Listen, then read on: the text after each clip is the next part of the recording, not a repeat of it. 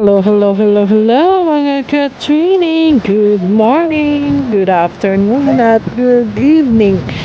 Kung saan mang lupalok ng mundo kayo dyan. So, ito nga nung Wednesday, mga ka-training. Pumunta na naman kami sa beach ng Boracay. Kasi nga, weeks din na umuulan. Weeks din na may bagyo. So, ayan, titingnan madaming mga kahoy dyan, maliliit na mga kahoy na nagkaalat dyan sa beach natin, at merong kakaunting activities dyan, oh. Ayan nga yung teens, sobrang galak na naman. Ayan, nagtatakbuhan na naman dyan sa front beach. So dyan kami banda sa The Lind Hotel, dyan kami sa beach ng The Lind Hotel. So, dyan kasi, mas maganda yung, sa akin, mas maganda mag-pwesto dyan. Maliban sa, konti lang yung tao.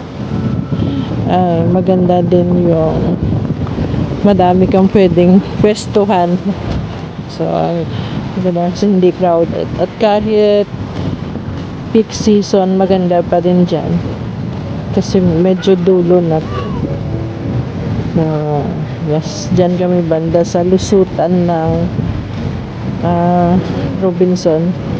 Lumakad-lakad na kami papunta dyan sa front. Tapos The Lind na, at yan, oh, dikita nyo yan. Later on, pinaypayan sila ng mga pulis, yung nag-activities, yung may-ari ng, ano ba tawag dyan, parang nagsisurf dyan, parang nag-tutorial siya. So ayan nga, oh, kaunti lang yata mga bisita. Kita nyo nagsipagkalat yung mga damong dagat dyan, oh, mga weeds, seaweeds, saka may mga kahoy. Tapos dyan nga, oh, nilagay nila yung flag yun na red. Dyan lang daw yung swimming area. Siguro nga mga nakaraang araw siguro, grabe talaga yung alon. Hanggang dyan siguro, dyan sa may Nyugan, oh, maabot minsan yan sa labas ng hotel, eh, kapag super high tide. Ayan. So ayan, may couple dyan, oh. Tapos itong si Conan, inaway ba naman yung bata na babae? Inano niya ng tsinelas na tinatapak-tapakan. Siyempre pinagalitan ko. Ayan, oh.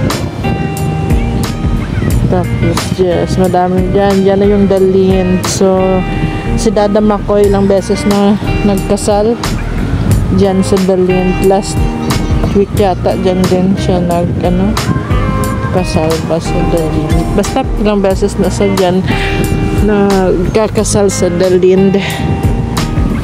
Minsan mga mostly naman talaga mga renewal na mga foreigner, Pinay, or minsan pure foreigner na mag-asawa,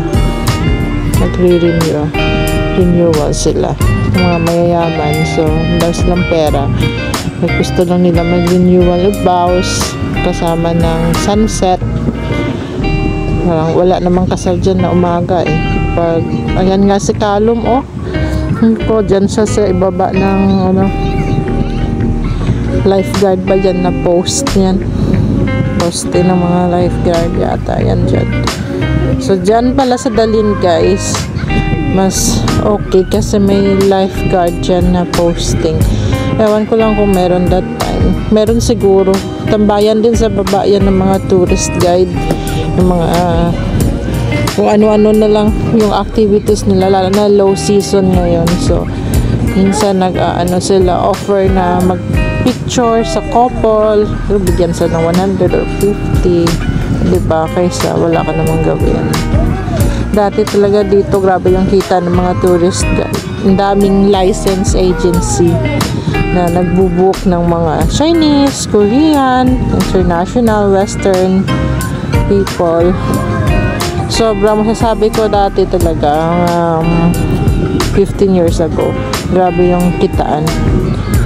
nung wala pang rehab. Pero madumi din, baho, walang magandang facility. Diba? Walang magandang facility yung rehabilitasyon, yung mga ng leakage ng mga tubig nila hanggang lang sa dagat.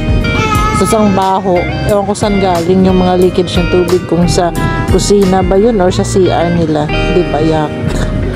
Kaya hindi kami yan naliligo dati sa front beach, doon kami sa pinakadulo. Nasabi nila yung famous na Guruto, nako, dyan yan dati yung lusutan ng mga, lahat ng lusutan ng mga drainage. Tapos sa sarap ng ligo ng mga ilang metro lang na tao.